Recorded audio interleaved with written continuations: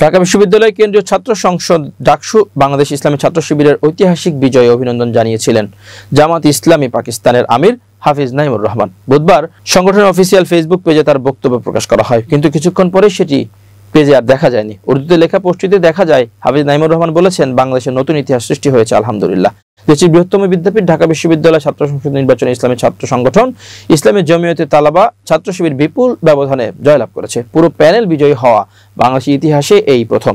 হাফিজ নাইমুর রহমান আরো বলেন, সবচেয়ে গুরুত্বপূর্ণ বিষয় হলো অন্য প্যানেলগুলো একযোগে ভারতপন্থী শক্তির সমর্থন পেয়েছিল, তবুও শিক্ষার্থীরা শিবিরকে জয়ী করেছে। আমি ঢাকা বিশ্ববিদ্যালয় ছাত্র সংসদ নির্বাচনে শিবিরের এই বিজয়ে আন্তরিক অভিনন্দন জানাচ্ছি। তিনি আশাবাদ ব্যক্ত করে বলেন, আল্লাহর ইচ্ছে এই বিজয় ছাত্র সমাজের অধিকার আদায়ের সংগ্রাম ত্বরান্বিত করবে।